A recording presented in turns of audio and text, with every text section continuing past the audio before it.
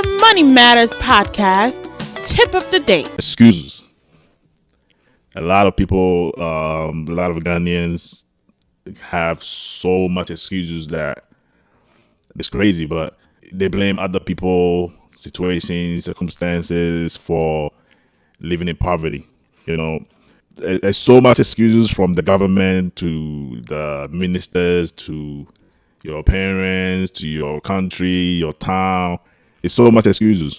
So for me, you are 100% responsible for everything that happens to you in life. You're 100% responsible for everything from A to Z, everything that happens to you. If you step outside and get hit by a bus or get robbed, you're responsible for that because you made that decision to step outside.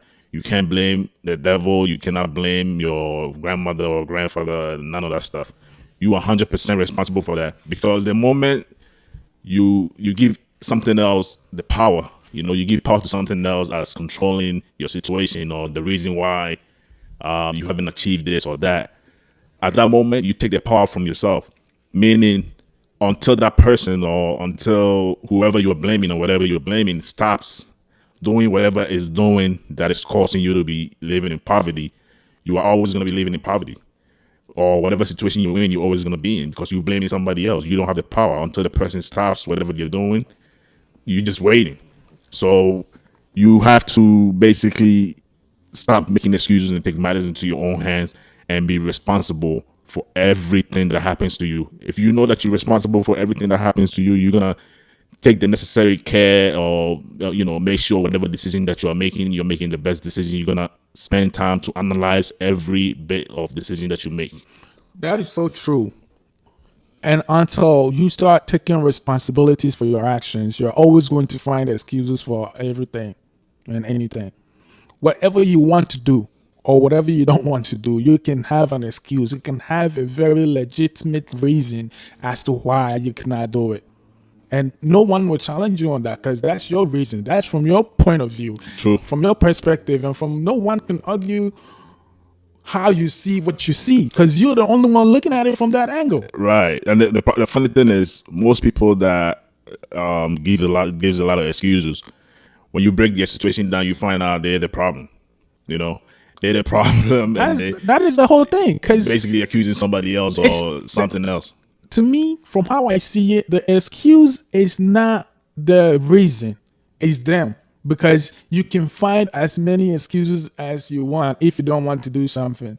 There's a picture circulating on WhatsApp with a little boy doing his homework in the middle of the road, like on some path with trees and little weeds around this guy. And this guy, little boy, is seated down with pencil and a book writing. It told me a lot. And there was an inscription on it that says, where determination exists, failure cannot mount the seat of success. True. So true. At this point, this guy has taken matters into his own hands.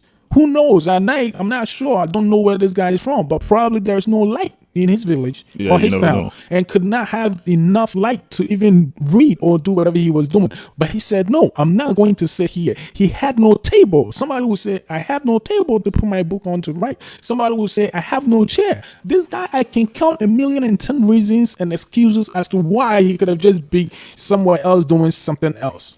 I mean, there's multiple excuses that you could give. You could just say you don't have electricity. That's why you didn't do your homework. Exactly. It makes sense to you. Exactly. You could say if you didn't do your homework and you went to school and your teacher asked you, "Where's your homework?" You could even say the dog ate your homework. Exactly. And it's possible maybe the dog ate your homework. Maybe he did not. You just didn't want to do it. So yes, until it rained or you couldn't find your bag or it's always there's so many excuses that you could give. Exactly. Being mad at a cop because you ran the red light and he gave you a ticket, to me, I'm always mad at myself for running that red light because I don't want to give the opportunity for other things to happen to me without me being able to control it. It's all about having that power to control things in my life. So me putting myself to give excuses is never a good solution to any problem. True. So basically, you don't want to put yourself in a situation where you're blaming other things and other people other things on other things for you not being successful but you want to take matters into your own hands. You want to be responsible for everything that happens to you. Take responsibility for every single incident that do occur in my life. That way, you'll be able to find a solution because you are the one that's responsible for it.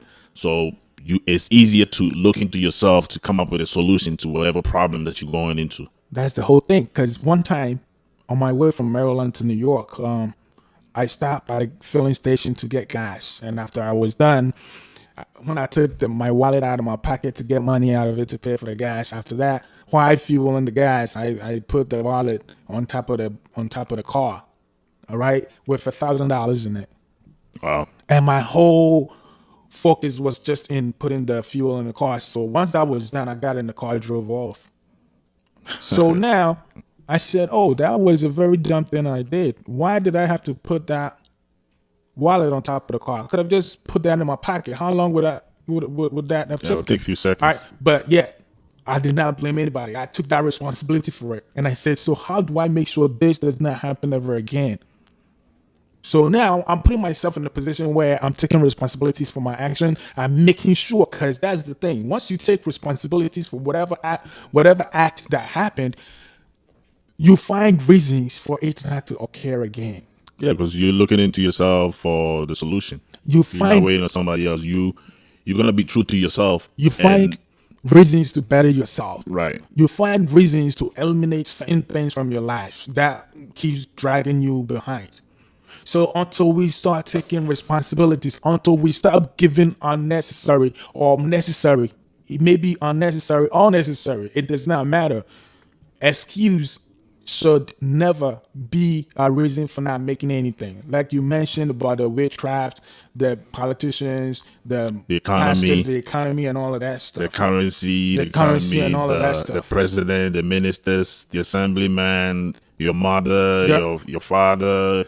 With your job, with all these your church, with all these excuses, there are still poor people breaking new grounds every day. Oh yeah, hell yeah. So how are they making it, and you sitting down, not blaming God for placing you or having you being birthed in Ghana or something like that? Yeah, like I said, if you don't like where you're from, you change it. If the country you're living in is poor, you think the country you live in, I think you could be rich wherever you are. You could be just financially free wherever you are. Hey, it doesn't necessarily. That's not. Some countries have better. Some countries have better economies. But then again, that's not how a lot of Ghanaians see it. They see everyone in America to be rich.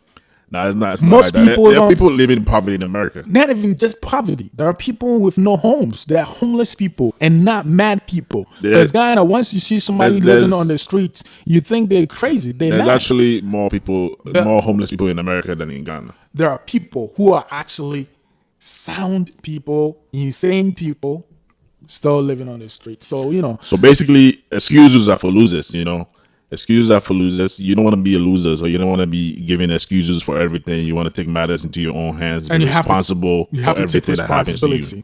For your actions. That is very important, because that's the first step to solving that poverty, cracking that code for poverty. So let's take responsibility for our actions and make sure we do not give anyone, like you mentioned, the power to be able to control our lives or have us thinking that they're the reasons why we're so poor. If you believe there's some witch that's making you poor, until that witch is gone or that witch is dead or whatever it is, you're always going to be poor. Yeah, that's what you believe. Yeah, and I've always said that witchcraft and spirits and these things are the reasons why we stop thinking. We Africans don't think, because if it's that witch, it's that supernatural power doing it, what can I do with my limited strength?